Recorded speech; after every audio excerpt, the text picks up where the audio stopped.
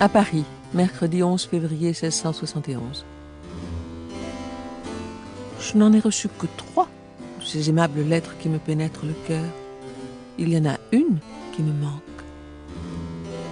Sans que je les aime toutes et que je n'aime point à perdre ce qui me vient de vous, je croirais n'avoir rien perdu. Je trouve qu'on ne peut rien souhaiter qui ne soit dans celles que j'ai reçues.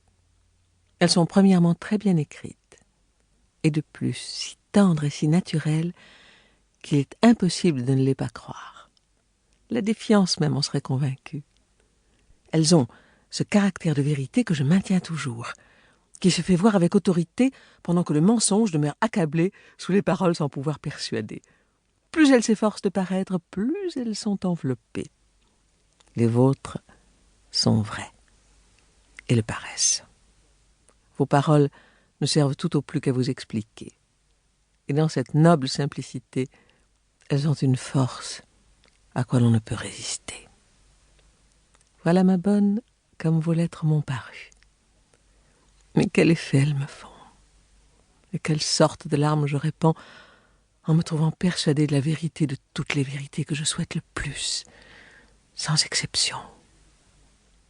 Vous pourrez juger par là de ce que m'ont fait les choses qui m'ont donné autrefois des sentiments contraires. Si mes paroles ont la même puissance que les vôtres, il ne faut pas vous en dire davantage.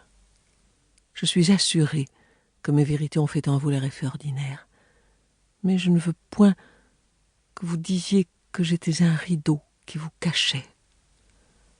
Tant pis si je vous cachais. Vous êtes encore plus aimable quand on a tiré le rideau. Il faut que vous soyez à découvert pour être dans votre perfection. Nous l'avons dit 1000 fois. Pour moi, il me semble que je suis toute nue, qu'on m'a dépouillée de tout ce qui me rendait aimable. Je n'ose plus voir le monde, et quoi qu'on ait fait pour m'y remettre, j'ai passé tous ces jours-ci comme un loup-garou ne pouvant faire autrement. Peu de gens sont dignes de comprendre ce que je sens. J'ai cherché ceux qui sont dans ce petit nombre et j'ai évité les autres. J'ai vu Guiteau et sa femme. Ils vous aiment. Mandez-moi un petit mot pour eux. 2 ou 3 grignons me vinrent voir hier matin. Il nous semble que vous êtes à Moulins aujourd'hui. Vous y recevrez une de mes lettres. Je ne vous ai point écrit à Briard. C'était ce cruel mercredi qu'il fallait écrire. C'était le propre jour de votre départ. J'étais si affligée et si accablée que j'étais même incapable de chercher de la consolation en vous écrivant. Voici donc ma 3e et ma 2e à Lyon. Ayez soin de me demander si vous les avez reçues. Quand on est fort éloigné, on ne se moque plus des lettres qui commencent par « j'ai reçu la vôtre », etc. La pensée que vous aviez de vous éloigner toujours et de voir que ce carrosse allait toujours en delà est une de celles qui me tourmentent le plus. Vous allez toujours, et comme vous dites, vous vous trouverez à 200 lieues de moi. Alors, ne pouvant plus souffrir les injustices sans en faire à mon tour, je me mettrai à m'éloigner aussi de mon côté, et j'en ferai tant que je me retrouverai à 300. Ce serait une belle distance, et ce serait une chose digne de mon amitié que d'entreprendre de traverser la France pour vous aller voir.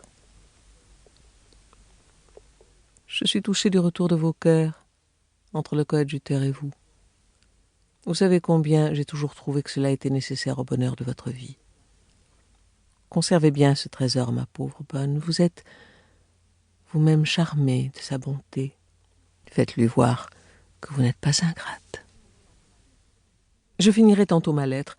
Peut-être qu'à Lyon, vous serez si étourdi de tous les honneurs qu'on vous y fera que vous n'aurez pas le temps de lire tout ceci. Ayez au moins celui de me demander toujours de vos nouvelles et comme vous vous portez. Et votre aimable visage que j'aime tant. Et si vous vous mettez sur ce diable de Rhône,